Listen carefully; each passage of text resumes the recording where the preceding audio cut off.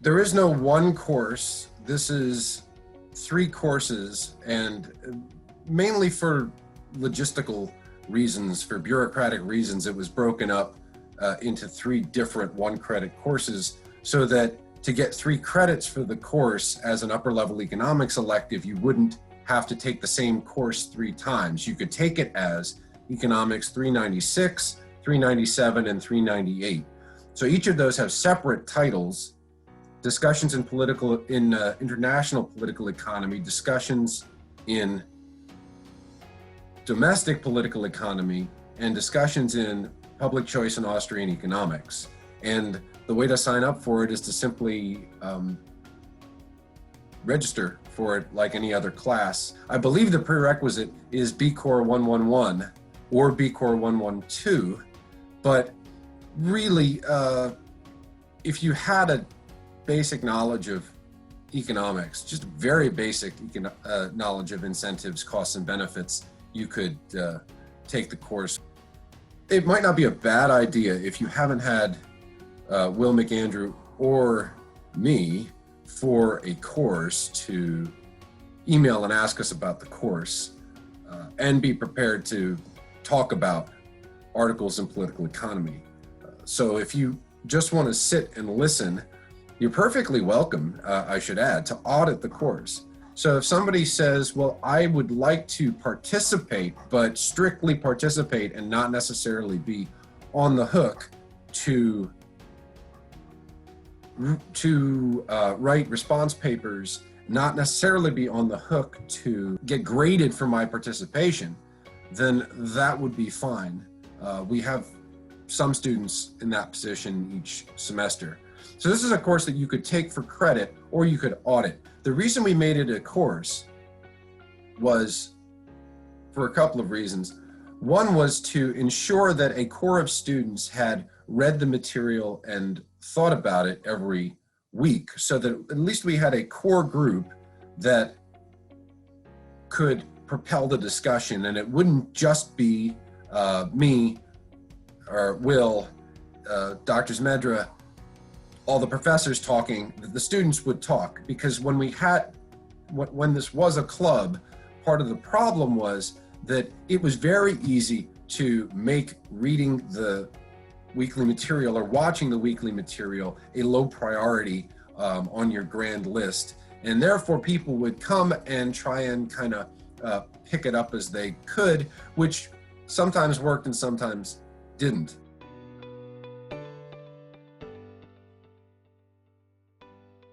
So we started the club when Will McAndrew got an external grant to do a whole host of things, some of which have had to go by the wayside, but partly because of funding and partly because of current circumstances.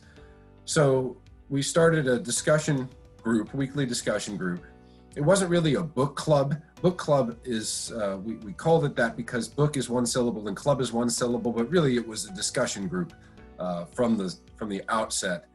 And a movie night, at a sort of ad hoc movie night, and a speaker series. So we bring in external speakers once a semester or maybe once a year, depending. The purpose here is that courses that you take tend to have a body of knowledge that needs to be covered. Certainly an introductory microeconomics course, an intermediate microeconomics course, it doesn't lend itself to protracted discussion. Economic theory is fairly cut and dry, so I or Will McAndrew, Dr. Medra, we will explain it to you, and there might be interludes of discussion throughout the semester, but the primary driver of most economics courses is not discussion, and we thought that it would be nice to simply relax and not have to worry about conveying information, and rather just present material that we could then simply discuss with students. So the purpose is to expand the intellectual horizons of students beyond the sort of narrow theory of coursework in a deliberate way.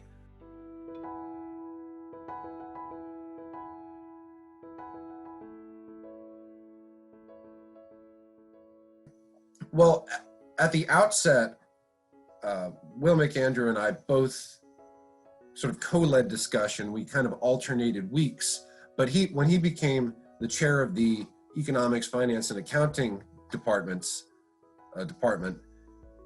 then I kind of took over as the de facto leader of the discussion group.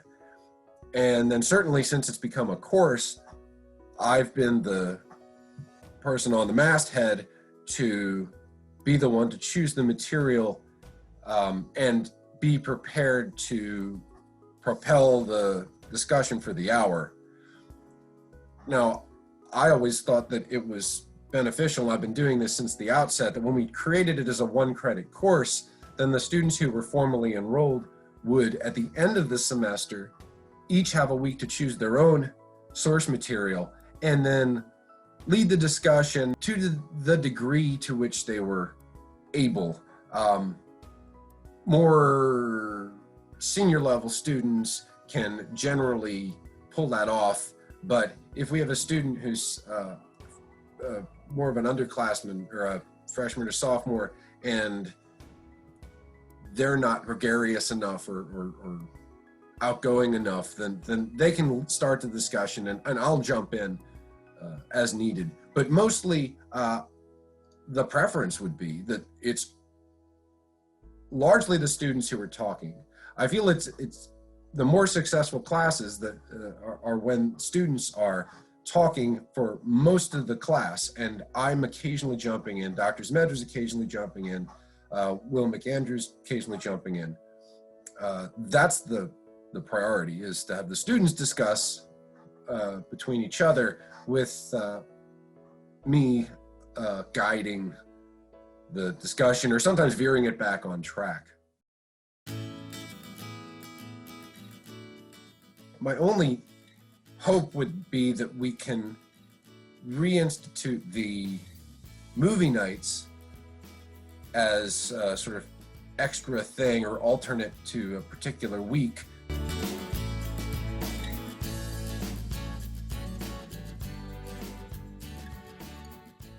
It can be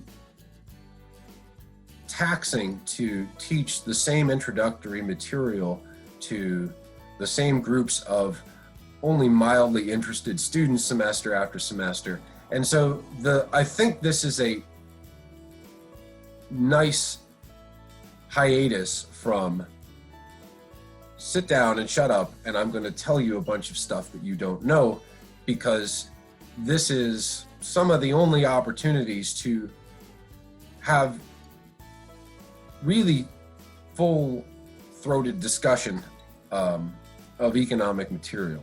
So it keeps your motivation up. And even this past week, I got an idea for a paper. It may never go anywhere, but through the discussion, I got an idea for a paper. So, and that's happened on a few occasions. I can't specifically trace discussion to finished published paper, but discussing political economy, aspects of political economy does tend to sometimes generate little light bulb moments where you say, hey, I think we could run a statistical analysis of that and maybe make a good paper out of it. And I always encourage the students to say, hey, this could be an idea. You want to write a paper about this? Go see if you can find the data and write a paper about this, and I'll help you write it. I might even co-author it if you're that serious about it.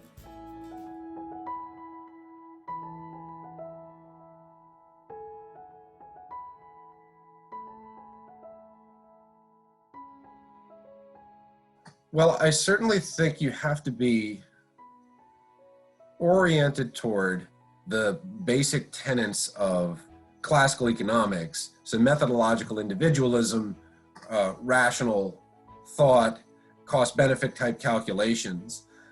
You don't have to strictly act like an economics textbook author, but the culture would be that you have a certain appreciation for how markets function and organize human activity. And if you don't, you'll find yourself in the minority, but you certainly have to justify why you think that some other alternative to markets as a form of organizing human behavior would be preferable. Now, in terms of the mood, I think it's certainly more relaxed than a regular course, than a standard 300 level economics course, because there aren't any tests. There are response papers, but it is a bit more relaxed, and I leave a certain amount of sort of wiggle room for departing from the main topic and getting slightly frivolous. And as I mentioned before, I will kind of try and veer the whole discussion back to the source material if I think we're getting a little too far afield. But I think that the students who enroll in it certainly enjoy it. You wouldn't bother to take a 1-credit course in addition to your course load if you didn't anticipate it enjoying the course kind of on its own terms and not for the 1 credit or for the grade.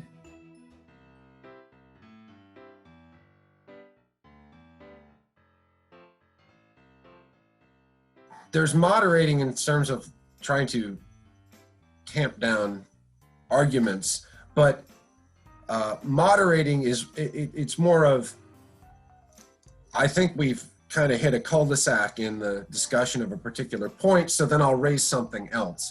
I'll try and have 3 or 4 bullets in the chamber, so to speak, of, well, when this runs dry, I can always ask about this aspect of the source material, and then we can run with that for a while as long as the interest permits, and then we can run with something else. So that's the type of moderation I'm trying to do, at least push people in a direction. I tend to rely on debates of some kind or other, point, counterpoint kind of debates, because the best opening question to start a debate is, was anybody's mind changed or was anybody persuaded by the debate? Did you change your opinion at all? Because that can automatically kick off a discussion.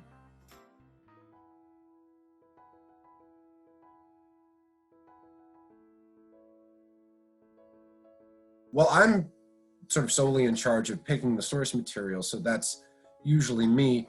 As I mentioned before, economists tend to have a bias that, let's say the burden of proof is on people who would say that we need some kind of intervention in markets, that markets will not simply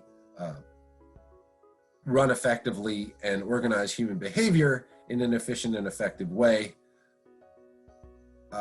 That being said, I deliberately take source material from people like Marie Buchan, who is a sort of left-wing anarchist. We've talked about socialist, Marxist kinds of source material. I tend to focus on debates amongst people who are at least appreciative of markets and free markets, because the counter arguments are usually rather easy to shoot down. That if you simply have a debate amongst people who are not embracing things like subjective value, methodological individualism, and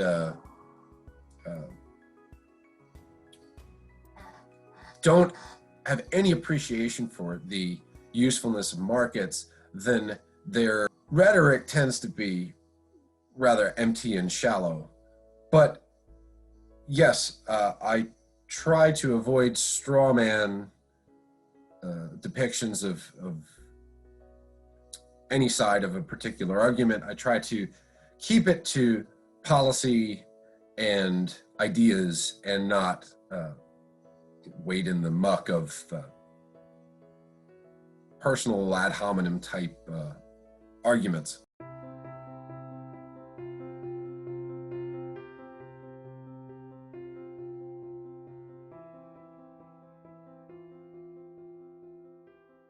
Yes, all the time. So this is not really a course about economics in and of itself, because if you're not an academic economist, you're not in much of a position, even a very clever undergraduate is not going to be in a position to entertain an entire debate about the subtleties of monetary policy. So there's always a connection to public policy and culture, which is why it's not an economics discussion group, it's a political economy discussion group, and that's on purpose. And I tend to lean toward questions of philosophy and sociology and political science rather than just orthodox economics, because if you're arguing orthodox economics with students who are already interested in economics, there isn't a whole lot to discuss. There's a lot more to discuss when you get into that more qualitative world of culture and political science.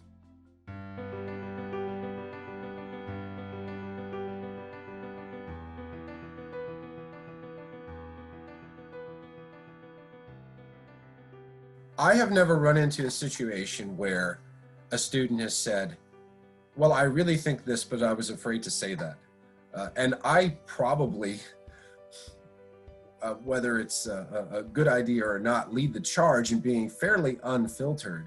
I'll deliberately push the Overton window from time to time in discussion to see whether or not the students could defend their position. So wherever they're at, I'll go further to one side or the other to see if they can make an argument that says we should not be going even further to the left or further to the right with a particular topic or a particular bit of public policy.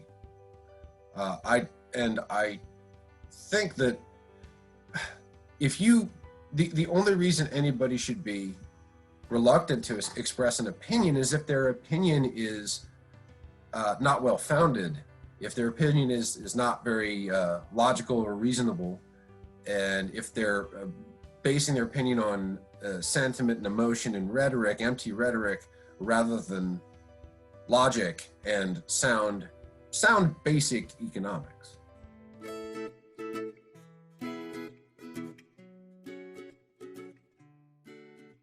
Something like the land value tax. We've discussed the land value tax a la Henry George a couple of weeks ago, and the implementation and the implications of not necessarily implementing this on some kind of worldwide scale, but what would it look like in a particular town if they switch from a property tax to a land value tax?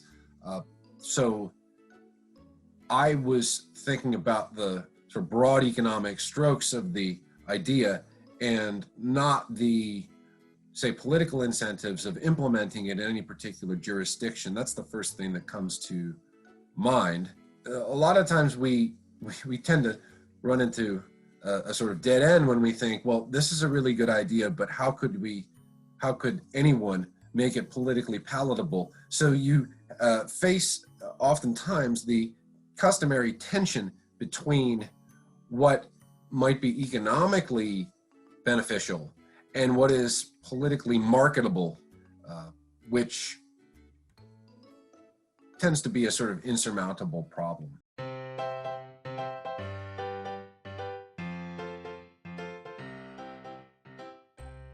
Hi, my name is Brevin Flowers. I'm a senior mathematics major, and I'm in the economics discussion group. Hi, my name is Kyle Peck. I'm a senior here at Gannon University, and my major is in economics. One of the things about the class that's interesting is that it's been going on for a couple of years now, and we've just finally gotten the ability to make it into an actual class. So previously it was an extracurricular that you couldn't take for a credit, but now you can. It's a one-credit class.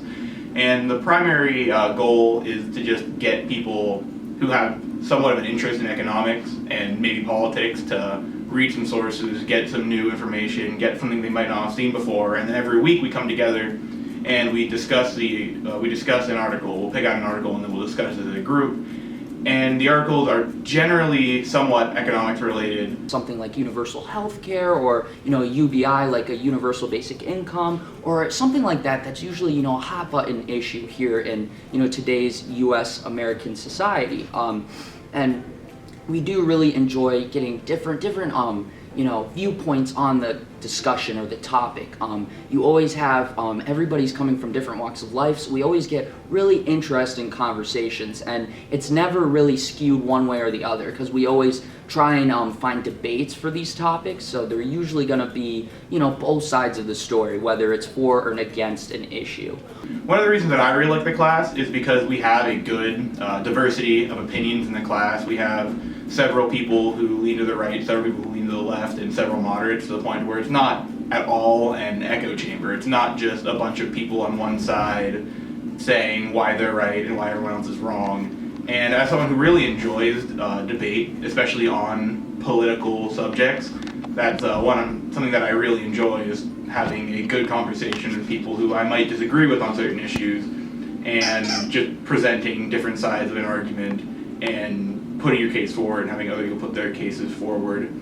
I personally usually like to jump in myself. It's really fun to debate and kind of get, you get to debate your professors in a setting that you might not usually get in a different class. In a different class, you're having a lecture and your professor's kind of telling you, like, this is what it is. And, in this class, you really get this opportunity to, talk to the professor and kind of pick their brain, and also talk about these topics that are, kind of amazing and important for our society. It's not a relatively large class right now, so it's not very intimidating for anyone who might be interested. We have about a dozen people, give or take, depending on the week, and we, as such, it's a small class, so everyone really gets a chance to have their voice heard, which is something that's really, really exciting.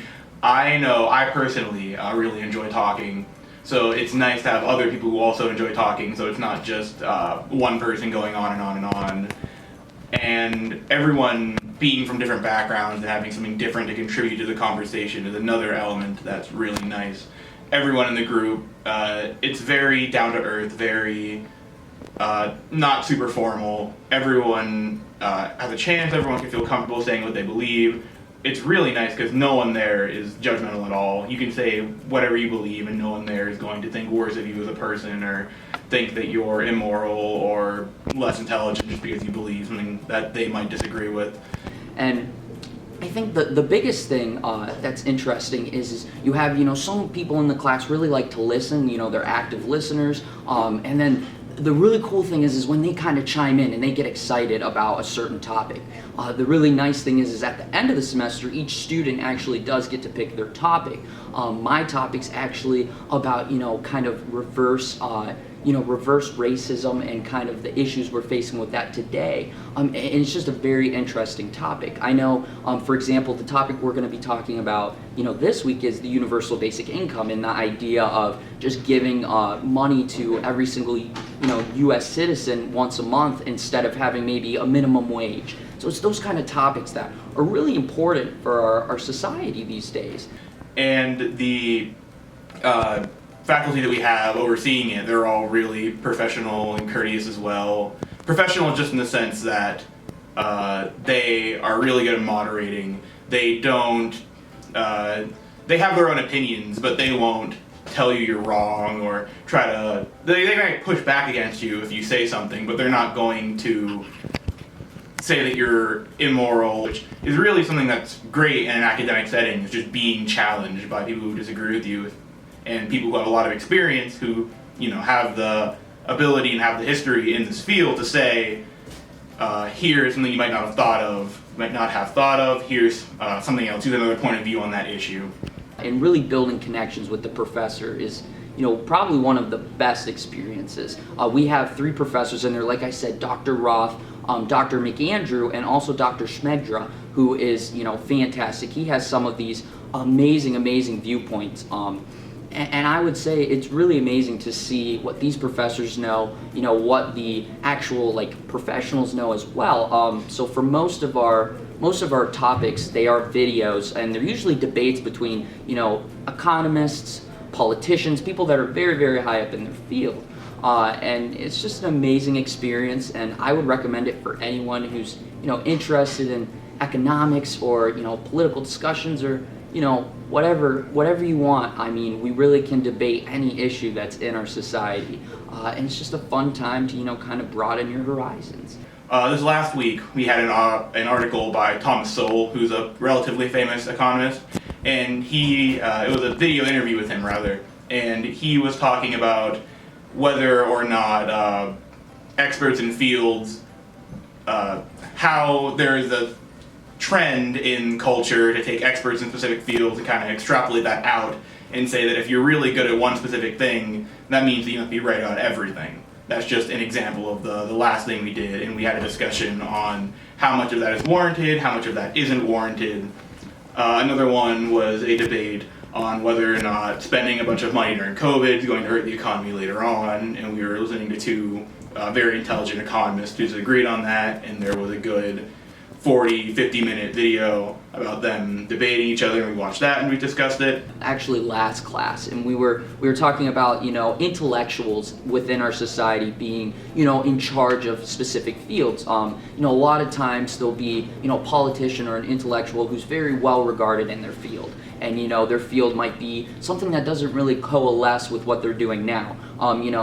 It's really amazing to see how we let kind of intellectuals lead us, and sometimes they don't know what they're doing as much as just a regular individual. So that was kind of an interesting topic to just see, like, how our society really works. You have intellectuals who they lead us, and they might be like horribly misled. Like a great example is politicians. They don't always know the issues, right? As economists, we spend our time studying and looking at the data, where sometimes politicians, they'll put into place a certain specific policy or regulation that just won't work as well as what an economist would recommend. And we listen to them, and it can be kind of frustrating because they don't always know what's the best for our society. So just talking about that, and not always being kind of a blind sheep almost, and following intellectuals when you should really kind of think for yourself, or maybe look at the data. So it's definitely interesting. I would say this class is one class at Gannon that's very much challenged my critical thinking capabilities. Being able to really analyze situations versus, like I said earlier, a professor just lecturing.